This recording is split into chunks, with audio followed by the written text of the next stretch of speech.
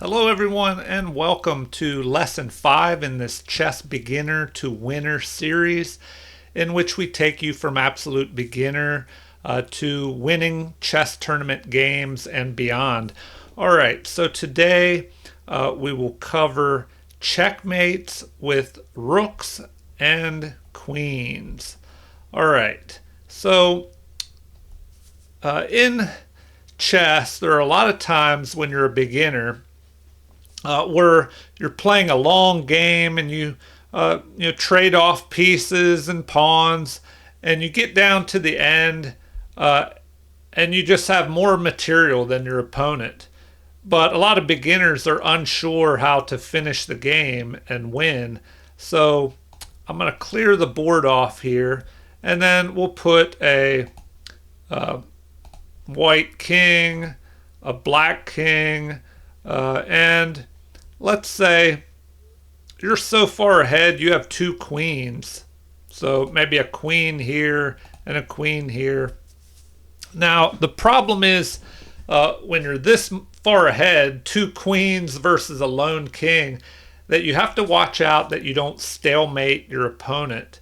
And if you're unsure about stalemates, check out the earlier lessons I gave, lesson I gave on the difference between checkmate and stalemate. So basically a stalemate is when your opponent, it's his turn, but he has no legal moves. So I can show you how a stalemate might occur here. So let's load this up and say, white just checks the king like this, and the king moves over and he checks him again, and the king kind of moves into the corner here, and let's say he checks him again, and he could move wherever. Let's say he moves up here, and let's say the opponent goes here. So now black is already running out of places to go. He can go here, and I don't know, let's say he goes here and starts to trap him, and he goes back here. And if the opponent doesn't know what he's doing and just plays some random move like this, well, this would be a stalemate and it's a draw, because the queens are surrounding the king, but they're not checking the king. They're not attacking him. And they've also cut off any legal squares. So you have to avoid that. So the easiest way to avoid all that and stalemate problems are to just take one of your queens and just force your opponent backwards. So here, where can he go? If he tries to go forward, he can't, because the queen is blocking off these two squares and this one's blocking here. So he has to back up. So let's say he goes here. Well, you just move a knight move away from the king. So that L-shaped knight move, and that will slowly push the king back to the edge of the board or the side of the board somewhere. So let's say now he's running out of space. He tries to stay in the center. Well, you can just leave this queen here if you want to avoid stalemates, and do the knight move again. Well, if he tries to come forward, you could even just do the knight move away again, and slowly he's getting trapped to the side of the board here. He can't even go up here because this queen's in the way. So let's say he's forced to back up. Now that he's on the edge, you want to go ahead and trap the king on the edge here. And then, he only has one move available because of this other queen. He would have to move forward, and then this queen could swoop in and help in the end. But that is one way that you can go after the king. just move your queen a knight move away, and that comes in handy. But before each move, just check that you're not delivering a stalemate instead of cornering the king or sending the king to the edge of the board. So that is the biggest thing to watch out for with two queens. Now, there's another way that you could go ahead here. A very easy way to win is the box method. So you move your queen up here, a knight move away, and you've created a box from this C8 square to your queen all the way to the other side of the board on H5 here, and the king is stuck in this box. Now, he has to make a decision on what to do. If he backs up here, well, the other queen can now move in here, and you can use the leapfrog or stepping stone staircase method. There may be different names for this. So now this queen has made another box, cutting off the king and driving it to the edge of the board. And so the only move available now is for the king to back up, and he goes here. And now you can just continue on with your staircase method or leapfrog with the other queen here. And now the king can only go here, and the other queen leapfrogs and delivers mate. So those are different ways that you can checkmate with two queens, and practice them on your own against a computer or against a friend, where you both can learn at the same time. All right, so now we'll show you what to do with just one queen on the board. So we'll set that up. Let's see here. So if we have a king here, and let's say black's king is already in the center, and if white's queen was here, well, now with just one queen, you can go ahead and use that knight move away method. So you just move forward, a knight move away. You've created a box, and you slowly close the box and make it smaller and smaller. If they back up, you just step forward. If they try and stay towards the center of the board, well, then you can just move back, a knight move away, and you're trapping them closer to the side of the board. So if they back up, you can move forward, making the box smaller. If they try and move towards you, well, you can back up, and now they're closer to the edge of the board. So if they immediately go to the edge of the board, well, then you jump to the next rank here, the next file, trapping them on the edge of the board. So your queen is covering all these squares on this G file, and the king is trapped on the H file. So now the king can only back up.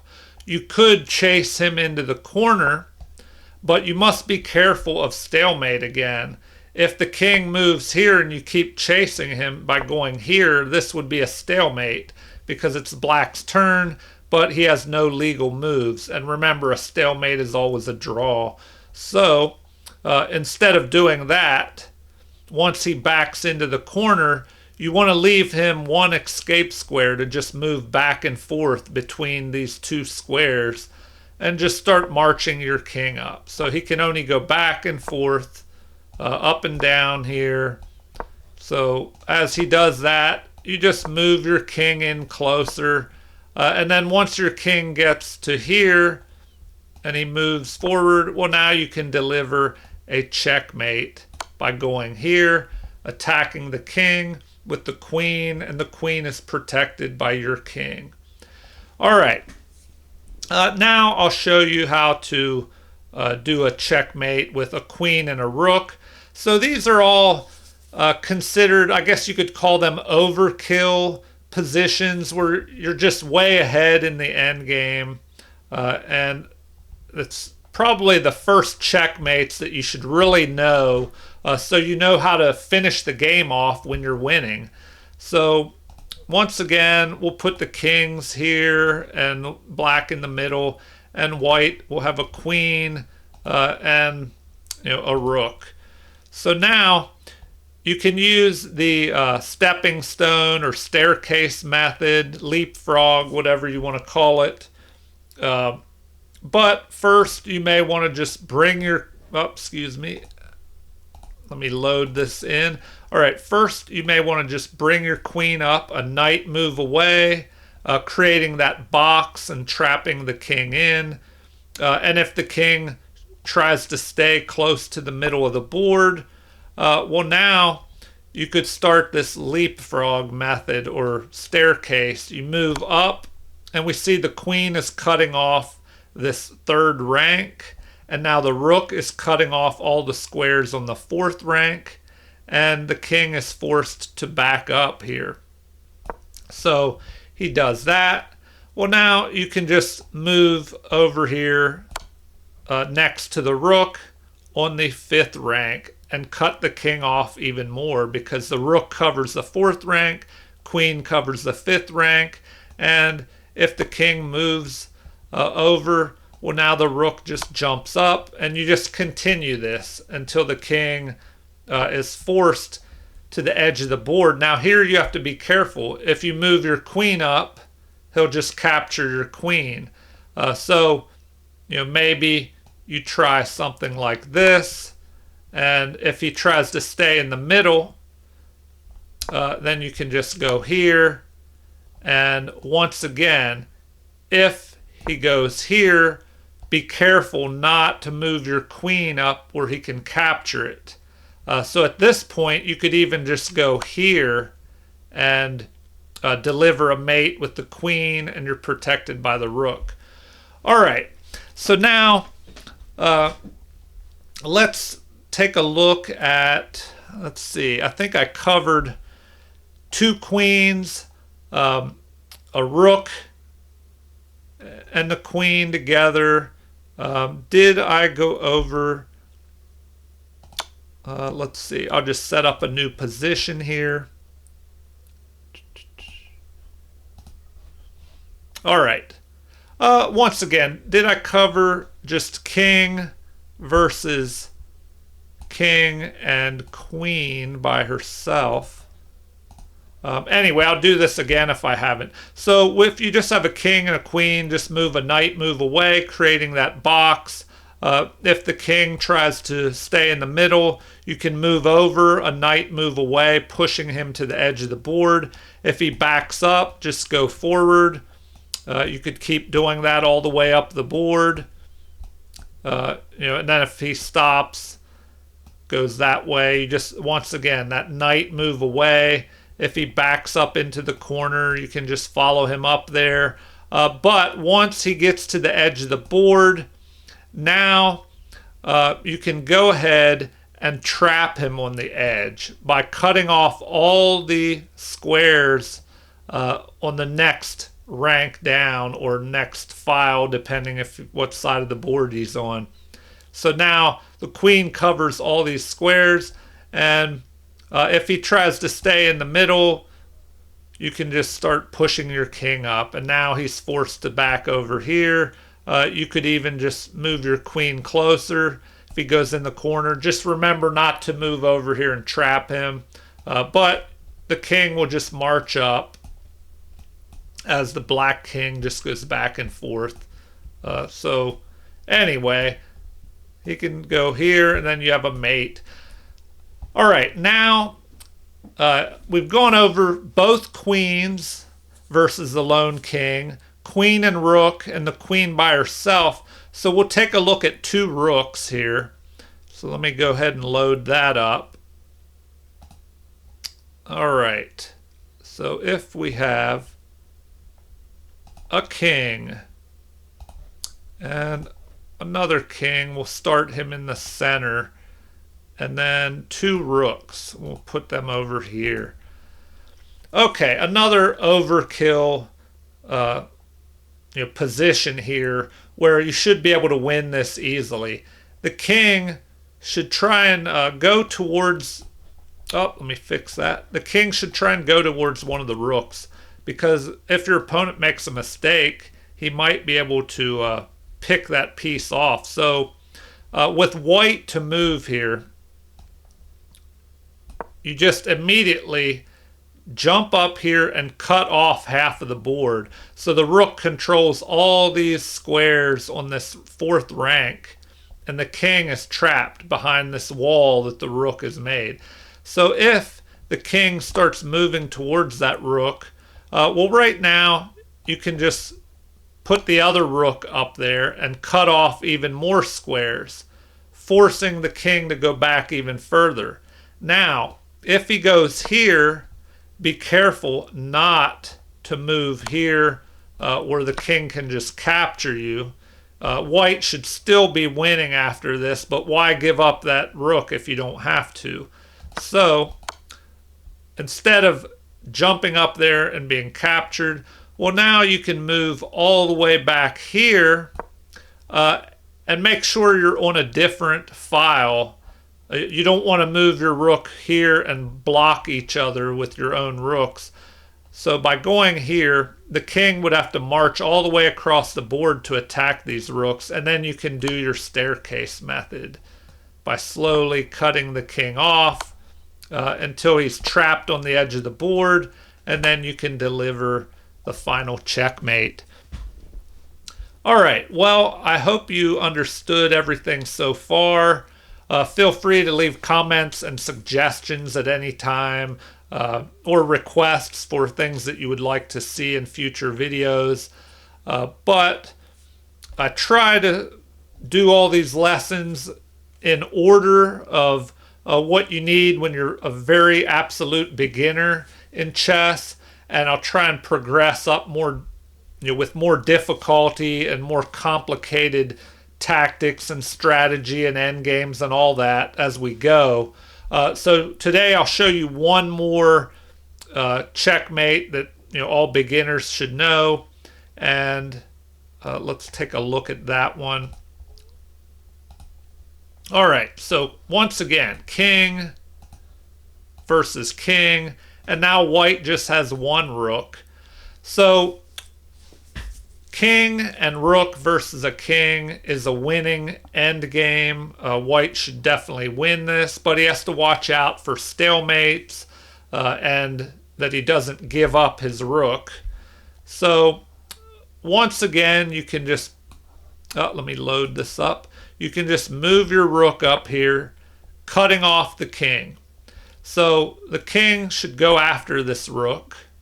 And now, since we don't have another rook, you can't push the opponent's king up to the edge of the board unless you get the help of your king. So your king will move up here. He'll continue to go after your rook, or he could just stay in the center of the board. So here, instead of attacking the rook, he may just try and stay in the center and just wait and see what you do.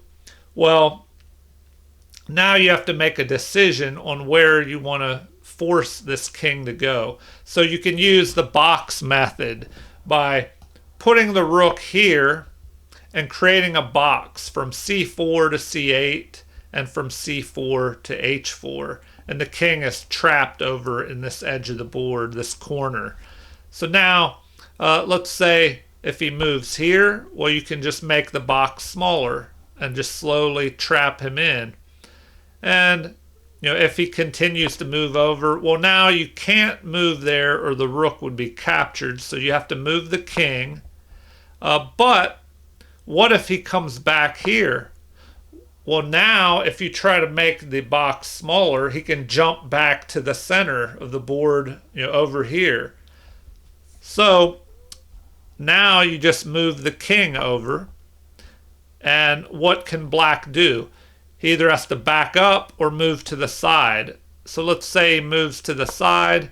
Well, now you just make that box smaller by controlling from E4 to E8 and from E4 to H4.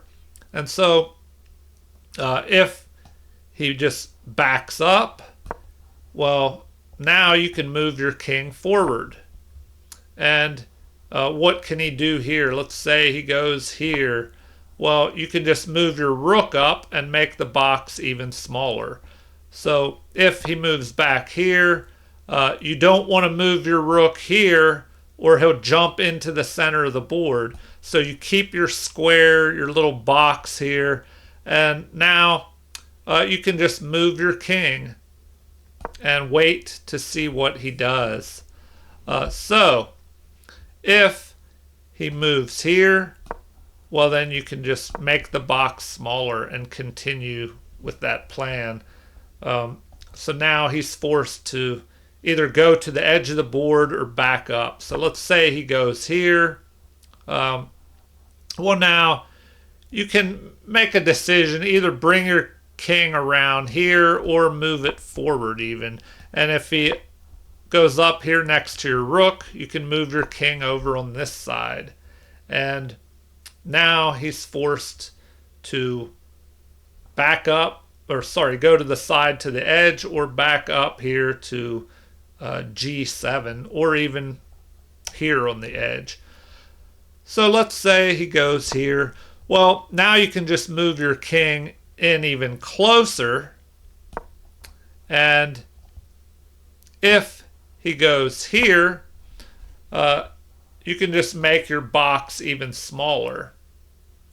You could check him as well, but instead of moving the rook to h5, I'll just stick with this box method.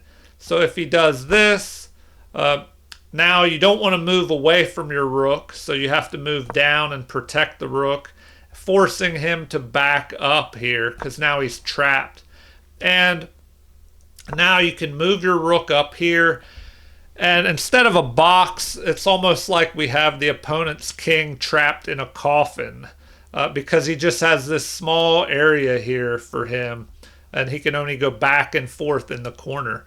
So once you move here, he's forced to move into the corner.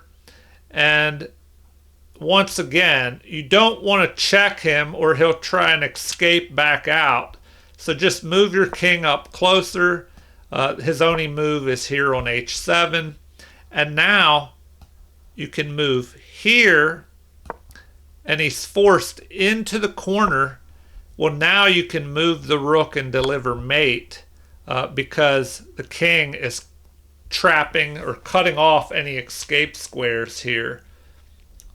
So if we go back, one thing to watch out for is, let's see here, whose turn is it? If he goes here, you want to make sure that you don't do something like this, because now it's just a stalemate. He would just be trapped here.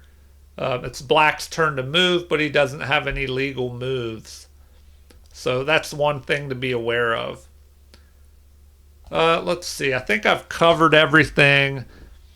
We could go back a few moves and just take a look at this. So let's say black moves here.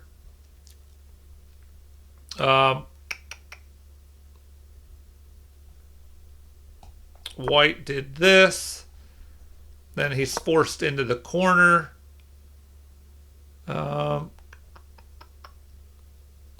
Just making sure there's nothing else that you need to know here. He went here, and then let's see. That's all I'll cover for now. That should be enough. You just use this box method, trapping him into the corner, and then you can deliver mate. But once again, practice these overkill mates, I guess you could call them, because white is way ahead in material and should be winning easily. But it's always good to practice these. That way you can avoid stalemates and make sure you win, especially if it was a long, hard-fought game and you're ahead in material and winning easily. You don't want to just make a mistake and give pieces away and or stalemate and result in a draw. All right. Well, I hope you enjoyed this lesson. Please like and subscribe if you haven't already. Feel free to leave comments or suggestions. Also, comments with requests. If there's anything that you really want to see or want to know about that I haven't covered. But I will try to slowly improve or add to these lessons. So you go just from a total beginner and you slowly learn everything that you need to know to progress on and upwards. All right. Thank you, everybody, and have a super chess day.